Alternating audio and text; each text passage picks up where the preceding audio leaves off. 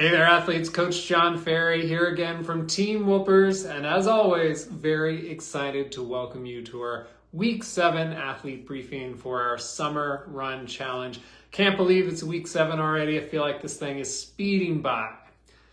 As always, let's start with our Week 6 review. We started with our threshold run, 5 plus 6 plus 7 plus 6, 24 minutes of total time spent at threshold.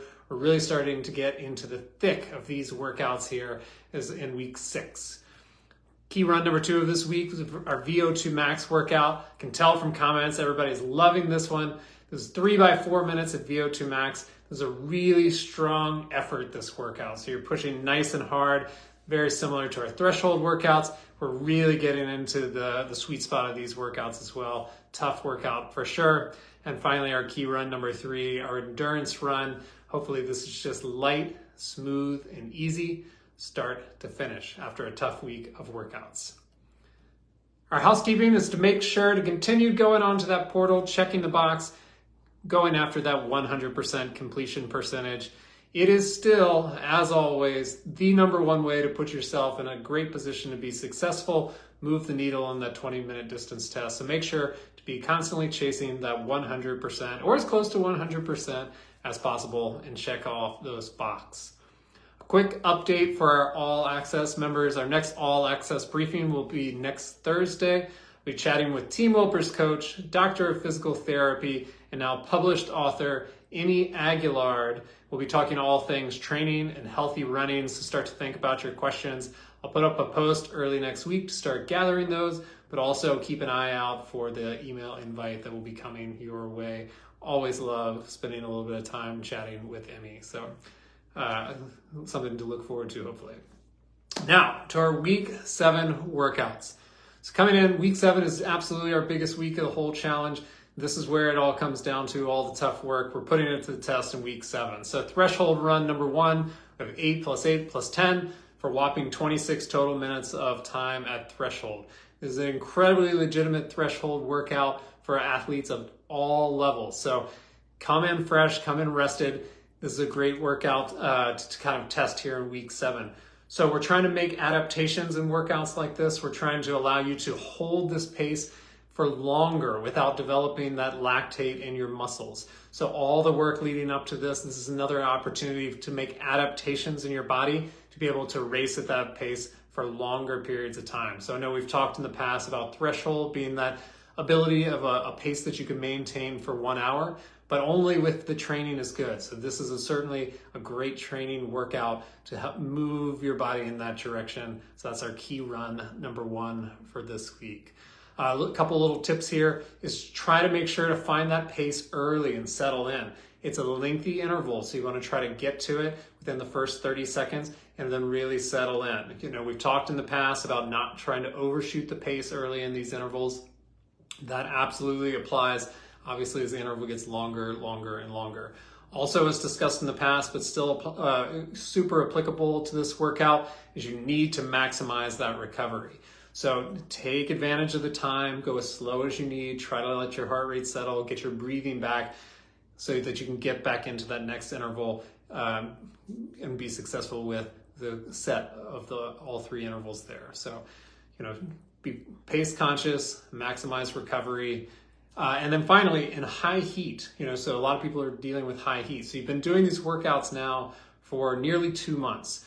And if you were unfamiliar with threshold pace before, you should be a lot more familiar now. So hopefully you kind of have a sense of what it's starting to feel like. If you're working out in very suboptimal conditions, you might need to adjust the pace back a little bit and try to match the effort level that you've experienced in your previous workouts. So it's very easy to overshoot these if the conditions are really challenging. So just know it's okay to just dial back the pace a little bit, try to match the effort for the workout there. Key run number 2, VO2 max run. So this is a kind of a biggie this week. This is certainly our marquee workout here. So we have 3 plus 5 plus 5 plus 5 at VO2 max.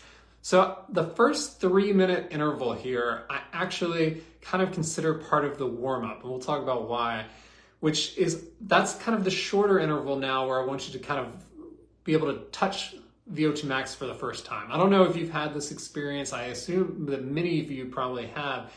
Sometimes the first one is the hardest one.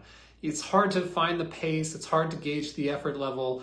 You're opening up your stride a lot so that when you go into the second, third interval, you kind of are a bit more prepared. Not kind of, your body is more prepared, you're more mentally prepared maybe for what it feels like. So we don't want to come in with that 5 minute right away. We're going to start with that 3 minute interval, just kind of refamiliarize ourselves and our body with that pace, what it feels like, take a short rest, and then go into the 5 minute set. And so whether you're kind of on our base level or using a little beginner option, we either have 1 or 2 5 minute blocks here, but they're 5 minute blocks for everybody. What these are mini tests in advance of the 20-minute distance test coming up a week from now. So we're breaking it down into these 5 minute segments where you kind of really get an opportunity to push hard, to try to push and find an aggressive pace where you might start a 20-minute distance test. And then we're going to take a big, lengthy 5 minute recovery there. So this you can take as light as you want. The whole point of this recovery is not to maintain or tie together the workout like we do at Threshold. We take those short recoveries intentionally to try to maintain the zone over a longer period of time. This 5 minute block is for full recovery. So if you felt like you needed to walk after that 5 minute segment, you could walk. If you wanted to maintain a jog throughout, like a nice light jog, great, absolutely do that. But what we want you to do is be able to be fresh again to go on the second 5 minute block. Once again, if that's part of your program. What that second 5 minute block is for is kind of twofold. One, this doesn't always go perfect the first time. So you get a second attempt at that hard effort level to kind of practice what, maybe that kind of start to your distance test will be. The other thing is it really mimics kind of the middle of a 20-minute distance test where you're starting to feel some fatigue. You're having to kind of grit it out a little bit and learn how to run on kind of a bit of a tired body.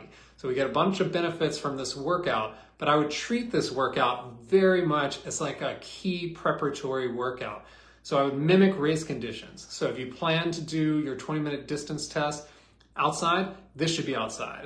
If you plan to do it inside, this should be inside. Potentially even wear the same race kit that you plan to use on your test day. You want to mimic your conditions as best as possible so that when you come to your 20-minute distance test, you're as prepared as possible. So really pin this, circle this one on the calendar. It's one you want to rest up for, be well prepared for, because this is a great, as I mentioned, preparatory workout for that 20-minute distance test that's coming up in just over a week. Final note on this one, spend as much time as you want cooling down for this. This is a tough effort. You're generating a lot of lactate. And so the longer you can kind of allow yourself to cool down at an incredibly low level, the better. It's going to help kind of work that through your system there. So feel free to extend the cool down, add stretch or foam rolling time onto the cool down. All of that is going to be very helpful. Key run number 3, our endurance run. After this week, hopefully this will feel like a breath of fresh air and the most fun run of the week. So week 7 is a tough week. I'll admit that. So a couple questions that came up from the group here. So a couple energy zone questions, some of my favorite questions. So curious about the VO2 max not being part of the intermediate marathon training plan. All I hear about are these VO2 test runs and wondering why it's not part of my plan. So great question.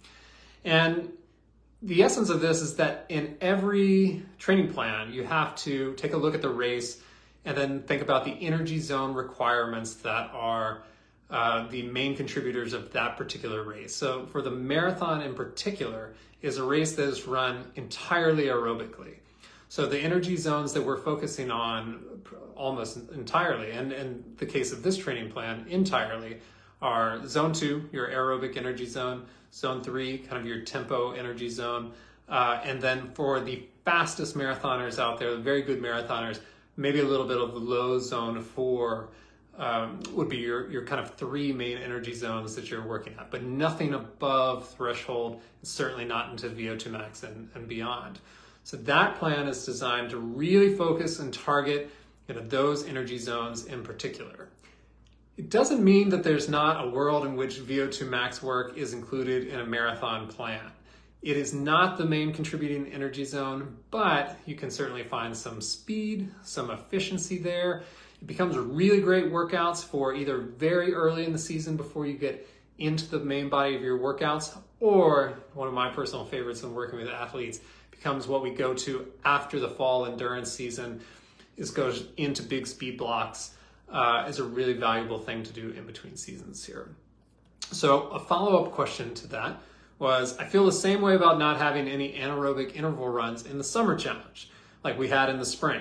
Could you touch on that too? I would have imagined that anaerobic intervals would be a necessary training component to achieve a faster 20-minute result. So you're not wrong. Actually, as a matter of fact, you're right. But so if you remember way back in week 1 of this challenge, and I think in athlete briefing number 1, I said we were going to take a little bit of a shift from what we've been doing previously in the plan of this challenge. We're moving a little bit more towards middle distance racing, being thoughtful of people who are moving towards endurance racing later in the fall and late summer. So we're making a little bit of a shift from what we did back even in the winter and spring, which is a real focus on that VO2 max and anaerobic. So, through that time, we were doing a lot of anaerobic capacity intervals, a lot of VO2 max, and we're getting ready for some of the spring shorter events and working on moving that 20-minute distance test forward, which is ultimately the goal. However, it's actually a very valuable topic to bring up, and this relates to athletes and the challenges and the programs and et cetera. You can't train the same way year round. This is a problem we see all the time, is that the same energy work over and over and over again. And you see this in particular in people who are training for the exact same race distances time and time again. So if you're training energy zones, each energy zone has a certain amount of time in which before you really see diminishing return in what you're working on. And actually, the higher the intensity of that energy zone, it actually ends up being usually the shortest amount of time before you start peaking and then aren't seeing the same benefit anymore. So aerobic energy zone, on the flip side, zone 2, usually takes 20 weeks to maximize zone 2, as opposed to like VO2 max somewhere between 8 and 12. It's not that your VO2 max will never increase anymore, but you have to change the scope of your training. So if you followed the kind of evolution of our 2023 challenge system, we started off with those anaerobic capacity intervals and VO2 max intervals. We kind of mimicked that again in the spring challenge because we were having some people come off the half. It would be a great repeat, it'd be 16 weeks of total training, pull out some down weeks in there for people who did both winter and spring. But now we had to make a pivot to start working on a little bit different energy zone target. So we brought in the zone 4. And so once again, it's not that you can't ever go back to it. It's not that you can't get better there, but you have to take some time away. So you see this all the time in marathoners, but once again, any person who's doing the exact same race distance over and over and over again, I'll pick on marathoners here because it's where I see it the most. When people go marathon to marathon to marathon, what their training then looks like is base mileage, tempo, more tempo, run a marathon, take 2 weeks off, and repeat. And you'll start to see these times where you ask people about their last 5 years of race times, 10 years of race times, where they're all within 5 minutes of each other. So the person who's been training nonstop is putting in really hard work and hasn't gotten one bit faster or slower. And so that's not terrible. If you get a little bit older and stay the same pace, that's not the worst trade-off, but you're leaving a lot of room on the table by not doing that energy zone diversity work, taking the off seasons, doing focused speed work at shorter distances. That really opens up a lot of opportunities. So hopefully in all that rambling, something made sense. But we will continue through the course of the challenges as well, even as we go into late summer and fall, to kind of evolve the energy zone targets that we're doing. So it's not just the same thing all the time. Because once again, if I did that and we threw the same thing out all the time, you would stop seeing progress very quickly, and then you'd be unhappy and don't want that at all. So once again, hopefully that helped. And our final question here tonight was, So how do I prevent going out too fast on threshold and VO2 max intervals running outdoors? Is this all practice, or are there any tips? And for better or worse, this is mostly practice, but I think there are a few things, hopefully, at some point in the past, we've talked about some of them before.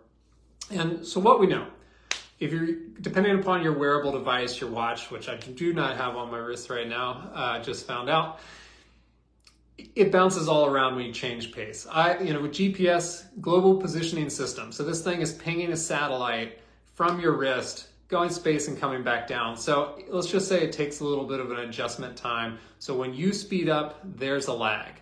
And then it's trying to figure out in between running slow and running fast exactly where it balances. So it does take some time.